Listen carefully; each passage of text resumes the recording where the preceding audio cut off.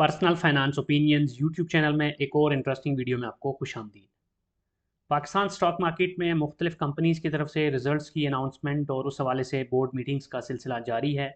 सितंबर 30 को जो period close हुआ, कुछ कंपनीज़ के लिए ये थर्ड क्वार्टर और कुछ कंपनीज़ का फर्स्ट क्वार्टर है, डिपेंडिंग के किस कंपनी का फाइनेंशियल ईयर कब क्लोज होता है। तो उस हवाले से बोर्ड मीटिंग्स अनाउंस हो रही हैं और ये जो हफ्ता है आने वाला 21 से लेके 25 अक्टूबर का, इस दौरान भी डजन्स ऑफ कंपनीज़ हैं जिनकी बोर्ड मीटिंग्स हैं।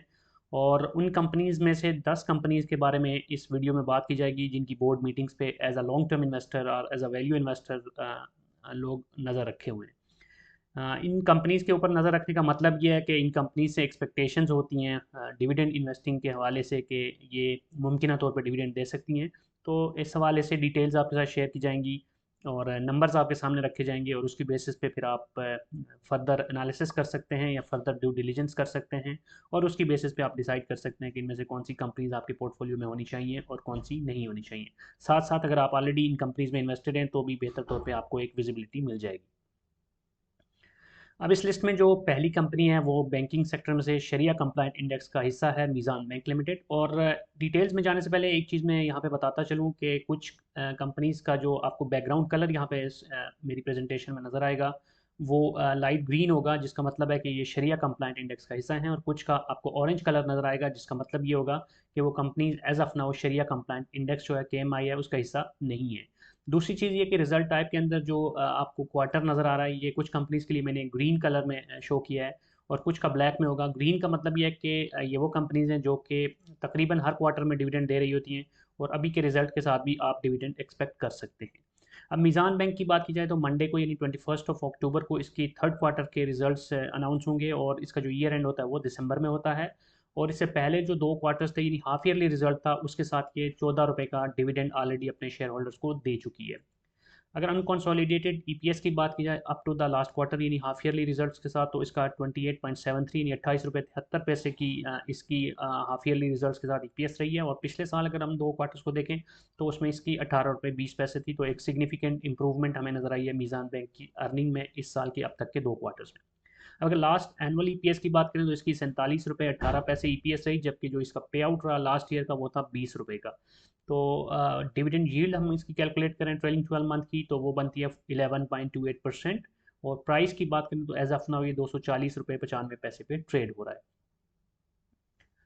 अब इसके बाद जो दूसरी कंपनी है इस लिस्ट में, again from the banking sector, UBL, जो कि इस वक्त शरिया कंप्लाइंट इंडेक्स का हिस्सा नहीं है और इसकी जो बोर्ड मीटिंग है वो 23 अक्टूबर को हो रही है और ये भी थर्ड क्वार्टर के रिजल्ट्स अनाउंस करेगी। अगेन मैंने इसको ग्रीन में शो किया है जो रिजल्ट टाइप है उसको, क्योंकि ये भी उन कंपनीज में शुमार होती है कि जो तकरीबन हर क्वार्टर के साथ डिविडेंड दे रहे होते हैं, इसलिए you can very much expect a dividend with this result as well. अब इस बैंक की खास बात यह है कि पिछले एक लंबे अरसे से हर क्वार्टर के रिजल्ट के साथ ₹11 का एक मैजिकल नंबर है इसका, जो कि ये डिविडेंड दे रहा होता है। ₹11 का ही डिविडेंड अब तक पिछले दो क्वार्टर्स में भी दिया और पिछले साल के जो चार क्वार्टर्स थे उसमें भी 11-11 रुपये ही दिया था। तो again you can expect something similar with this result. Interim पे आउट दो क्वार्टर्स में ₹22 11-11 का। और ईपीएस की बात करें टिल द लास्ट क्वार्टर यानी हाफ ईयरली रिजल्ट्स के साथ, तो इसकी जो ईपीएस बनती है अनकंसोलिडेटेड वो बनती है ₹24.05। जबकि सेम पीरियड लास्ट ईयर यानी 2023 के पहले जो दो क्वार्टर्स थे उसमें जो इसकी ईपीएस थी वो थी ₹21.50। तो इसकी ईपीएस में भी इजाफा हम यहाँ पे देख सकते हैं, लेकिन इसमें उतना इजाफा नहीं है जितना कि मीज़ान बैंक की अर्निंग्स के अंदर इजाफा हुआ है इस साल में अब तक। अब लास्ट एनुअल ईपीएस देखें तो इसकी ₹43.44 बनती है, जबकि जो लास्ट ईयरली पे आउट था इसका वो था ₹44। तो इस लिहाज से आप देख सकते हैं कि पे आउट के लिहाज से ये मीज़ान बैंक के मुकाबले में कदरे ज़्यादा आपको डिविडेंड पे कर रही होती है। डिविडेंड यील्ड की बात करें तो वो भी इसकी ज़्यादा है 17.17%। जबकि प्राइस की बात करें तो एज ऑफ नाउ ये ट्रेड हो रहा है ₹292.28 पे।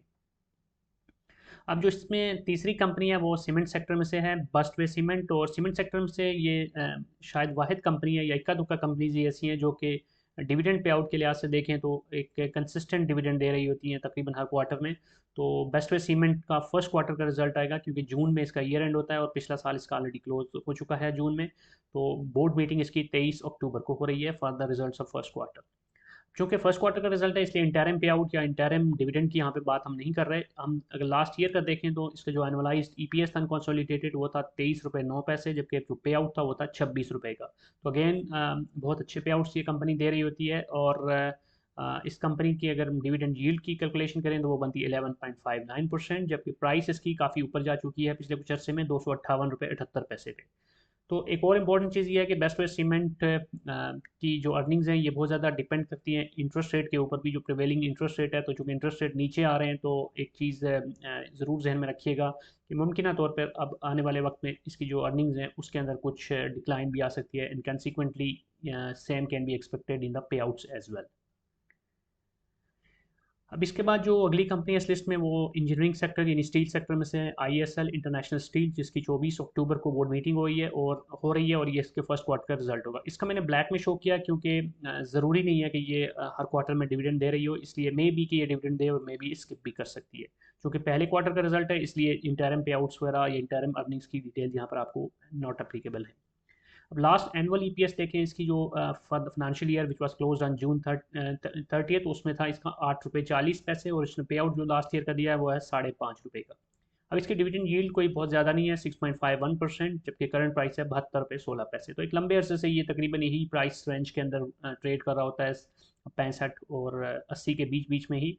और दूसरी चीज़ ये है कि अब चूँकि इंटरेस्ट रेट नीचे आ रहे हैं तो मुमकिन तौर पे इसका फ़ायदा हो सकता है आने वाले वक्त में, अगर मज़ीद इंटरेस्ट रेट नीचे आते हैं और हमारे मुल्क के अंदर डेवलपमेंट एक्टिविटीज़ अगर बेहतर तौर पे स्टार्ट होती हैं, तो फिर तो स्टील सेक्टर, इंजीनियरिंग सेक्टर यानी कि ओवरऑल, और सीमेंट सेक्टर, और इससे जो अलाइड जो सेक्टर्स हैं जैसे ग्लास हो गया, सिरेमिक हो गया, और टाइल्स वगैरह के बिज़नेस, और इससे रिलेटेड इलेक्ट्रिकल गुड्स के सेक्टर, ये सारे उसका फ़ायदा उठा सकते हैं।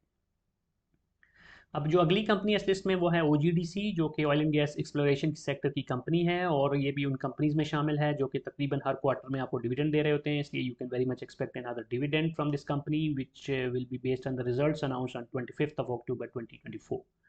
अब ये भी उन कंपनीज में है जिसका ईयर एंड जून में होता है, इसलिए इसका अभी इंटरम पे आउट वगैरह की कोई डिटेल्स आपको नहीं मिल रही। लेकिन लास्ट एनुअल ईपीएस की बात करें तो वो इसकी ईपीएस थी 48 रुपये 59 पैसे, जबकि इससे जो पे आउट दिया था वो 10 रुपये 10 पैसे था।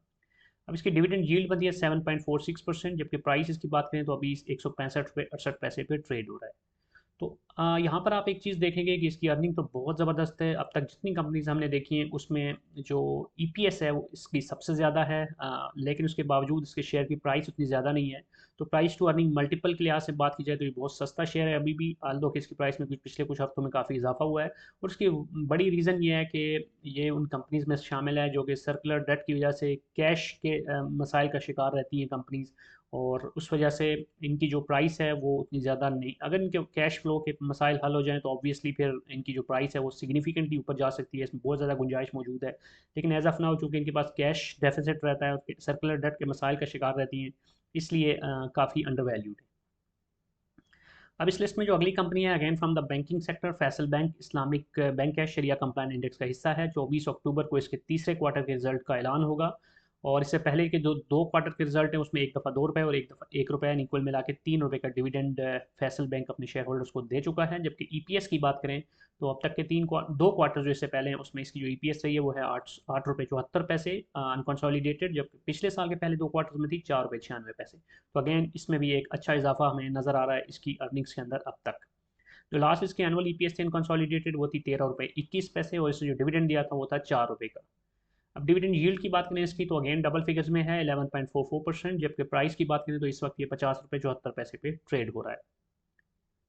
इसके बाद जो अगली कंपनी है इसमें है यूनिलीवर, जो कि फूड सेक्टर की कंपनी है, यूनिलीवर पाकिस्तान फूड लिमिटेड यूपीएफएल, जिसकी 21 अक्टूबर को बोर्ड मीटिंग हो रही है, और इसका जो रिजल्ट का टाइप है वो Q3 है, यानी थर्ड क्वार्टर के रिजल्ट की अनाउंसमेंट होने लगी है इसकी, और मुतवक्के तौर पे ये इसके साथ डिविडेंड भी दे सकती है।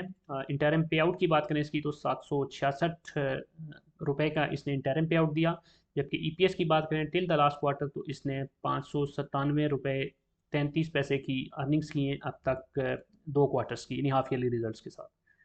इसकी सेम पीरियड लास्ट ईयर देखें तो 814 रुपये 67 पैसे इसकी ईपीएस थी, तो इस साल इसकी ईपीएस में काफ़ी डिक्लाइन आया है। अब लास्ट एनुअल ईपीएस देखें तो इसकी 1529 रुपये 68 पैसे थी, तो यूँ लगता है कि इस साल मुमकिन तौर पर ये पिछले साल के मुकाबले में उतना अच्छा रिजल्ट प्रोड्यूस नहीं कर सकेगा, आल्दो कि अभी ये तीसरे क्वार्टर का रिजल्ट आना बाकी है और चौथा क्वार्टर भी बाकी है। लेकिन अभी तक देखें तो परसेंटेज टर्म में पिछले साल के मुकाबले में इसकी अर्निंग्स में काफ़ी डिक्लाइन है। पिछले साल का जो इसका ईयरली पे आउट था वो था 429 रुपये का, जबकि पिछले साल जो पिछले 12 महीनों की जो इसकी डिविडेंड यील्ड बनती है ट्रेलिंग 12 मंथ की वो है 6.07%। प्राइस की बात करें तो एज ऑफ नाउ ये 17,528 रुपये की प्राइस के ऊपर ट्रेड हो रहा है। अब इसके बाद तो अगली कंपनी है इस लिस्ट में, वो अगेन बैंकिंग सेक्टर में से है, मुस्लिम कमर्शियल बैंक, जो कि शरिया कंप्लाइंट इंडेक्स का हिस्सा नहीं है। 23 अक्टूबर को इसकी बोर्ड मीटिंग है, जबकि इसका जो रिजल्ट की टाइप है वो Q3 है, यानी थर्ड क्वार्टर के रिजल्ट की अनाउंसमेंट होगी। अगेन इसको मैंने ग्रीन में शो किया है क्योंकि मुमकिन तौर पर ये डिविडेंड दे सकता है, क्योंकि ये भी तकरीबन हर क्वार्टर में आपको डिविडेंड दे रहा होता है। इंटरिम पे आउट की बात करें तो 18 रुपये का डिविडेंड अब तक ये 2 क्वार्टर्स में दे चुका है, with the unconsolidated EPS of 26 rupees and 95 पैसा। सेम पीरियड लास्ट ईयर देखें तो 22 रुपये 52 पैसे की अर्निंग थी। तो बैंकिंग सेक्टर की जितनी कंपनीज हमने आज डिस्कस की हैं, तकरीबन सारी ही पिछले साल की जो पहला हाफ था उसके मुकाबले में प्रॉफिटेबिलिटी के पॉइंट ऑफ व्यू से, अर्निंग के पॉइंट ऑफ व्यू से बेहतर जा रही है। और लास्ट जो इसकी एनुअल EPS थी वो थी 50 रुपये 32 पैसे, जबकि लास्ट ईयरली जो उसका पे आउट था वो था 30 रुपये का।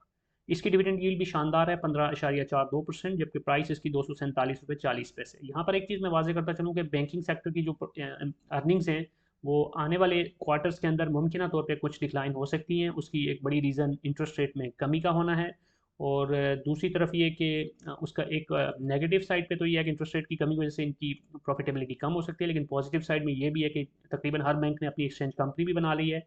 तो आने वाले सालों के अंदर, आने वाले क्वार्टर्स के अंदर हमें इनके उस पॉइंट ऑफ व्यू से जो कि उन्होंने अपनी अपनी सब्सिडरीज बनाई हैं, तो वो भी एक और एडेड इनको एडवांटेज मिल जाएगा, तो होपफुली वो इसको काफ़ी हद तक ऑफसेट कर देगा। अब इस लिस्ट में जो अगली कंपनी है वो कोलगेट है, केमिकल सेक्टर में से। 25 अक्टूबर को इसकी बोर्ड मीटिंग है for the first quarter result, क्योंकि इसका ईयर एंड जून में होता है। और इसकी लास्ट अगर एनुअल EPS देखें जो साल क्लोज हुआ था जून 30 को, तो उसमें 71 रुपये 23 पैसे की अर्निंग्स के साथ इसने 57 रुपये का डिविडेंड दिया, with the dividend yield of 4.67%। As of now इसके शेयर की जो प्राइस है वो है 1208 रुपये। पिछले काफ़ी अर्से से इसके शेयर की प्राइस में गिरावट देखने को नज़र आ रही है। जो फॉरेनर्स की सेलिंग हमने देखी है बहुत ज़्यादा इसके अंदर, वो एक बड़ा फैक्टर है। बहरहाल एक तगड़ी कंपनी है, बड़ी कंपनी है, सो लॉन्ग टर्म इन्वेस्टमेंट के हवाले से ये अब भी एक पॉपुलर ऑप्शन के तौर पे यूज़ किया जाता है फॉर वैल्यू इन्वेस्टिंग। अब इस लिस्ट में जो आखिरी कंपनी है वो है बाटा, जो कि 24 अक्टूबर को अपने रिजल्ट की अनाउंसमेंट कर रही है थर्ड क्वार्टर के लिए, और ये शरिया कंप्लाइंट इंडेक्स का हिस्सा है। अब इसको मैंने ग्रीन में इसलिए शो किया कि अगर हिस्टोरिकली देखें तो तकरीबन मेजॉरिटी ऑफ द टाइम ये थर्ड क्वार्टर के रिजल्ट के साथ डिविडेंड दे रही होती है, क्योंकि अभी तक पहले 2 क्वार्टर के रिजल्ट के साथ इसने कोई डिविडेंड नहीं दिया। तो तीसरे क्वार्टर के रिजल्ट के साथ अगर हम हिस्टोरिकली देखें तो we can expect a dividend from this company. EPS की बात करें तो टिल द लास्ट क्वार्टर यानी हाफ ईयरली रिजल्ट्स के साथ इसकी जो EPS है वो है 62 रुपये 29 पैसे। पिछले साल थी ये 54 रुपये 31 पैसे। तो EPS के अंदर एक इजाफा हमें नज़र आ रहा है। अब इसके लास्ट जो एनुअल EPS थी वो थी 121 रुपये 20 पैसे। तो तकरीबन उसी ट्रेंड के ऊपर इस साल भी जा रही है, मुमकिन तौर पर इसके आसपास ही होंगे इसके जो EPS इस साल की भी। जबकि लास्ट जो ईयरली पे आउट था इसका वो था 120 रुपये का, और डिविडेंड यील्ड इसकी बनती है 6.87%। प्राइस की बात करें तो एज ऑफ नाउ ये 1700 रुपये 64 पैसे पे ट्रेड हो रहा है। और इम्पॉर्टेंट चीज़ ये है कि ये जितनी भी कंपनीज़ हैं ये वैल्यू इन्वेस्टिंग के हवाले से काफ़ी पॉपुलर हैं, और तकरीबन जो भी लॉन्ग टर्म इन्वेस्टर्स होते हैं उनकी जो पोर्टफोलियो होता है उसमें ये अगर सारी कंपनीज़ ना भी हों तो इसमें से कुछ ना कुछ कंपनीज ज़रूर होती हैं। आप भी कमेंट सेक्शन में बता सकते हैं कि इनमें से कौन कौन सी कंपनीज़ हैं जो कि आपके पोर्टफोलियो में मौजूद हैं और कब से हैं, क्योंकि ज़्यादा फ़ायदा वही लोग उठा रहे होते हैं जिन्होंने लॉन्ग टर्म के लिए होल्ड किया होता है। अब जैसे डिविडेंड अनाउंस होने वाला है, इस वक्त जो लोग शेयर के अंदर कूदते हैं और वक्ती तौर पे वो डिविडेंड तो हासिल करते हैं, लेकिन उनको उतना ज़्यादा फ़ायदा नहीं हो रहा होता, क्योंकि शेयर की प्राइस जब एक्स होती है तो वो वापस नीचे भी जाती है, तो काफ़ी हद तक वो दोबारा न्यूट्रलाइज हो जाती है प्राइस। तो फ़ायदे में वही लोग रहते हैं जो कि लॉन्ग टर्म से इन कंपनीज़ के अंदर इन्वेस्टेड होते हैं। अब इस लिस्ट में जो 10 कंपनीज़ हैं इसमें से भी लगभग 5 या 6 कंपनीज़ ऐसी हैं जो मेरे पोर्टफोलियो का भी हिस्सा हैं और एक लंबे अरसे से मेरे पोर्टफोलियो में मौजूद हैं। और डिविडेंड की मद में ही अगर बात की जाए तो एक अच्छा खासा उनके अंदर से मैंने जो है ना रेवेन्यू जनरेट कर लिया है, और जो प्राइस एप्रिसिएशन है वो उससे हट कर है।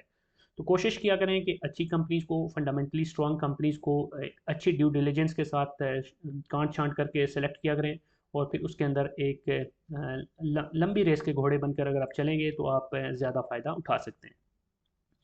आज की वीडियो को यहीं पे कंक्लूड करते हैं, और यहाँ पर एक और चीज़ मैं वाजे कर दूँ कि ज़रूरी नहीं कि किसी कंपनी ने अगर माजी में किसी खास पर्टिकुलर पीरियड में डिविडेंड दिया है तो वो इस बार भी दे। ये सिर्फ हम अजम्पशन या हिस्टोरिकल नंबर्स की बेस पे बात कर रहे होते हैं, लेकिन रियलिटी में कोई भी कंपनी उसकी डिस्क्रिप्शन पे होता है कि कब वो डिविडेंड देती है, कब वो स्किप कर देती है।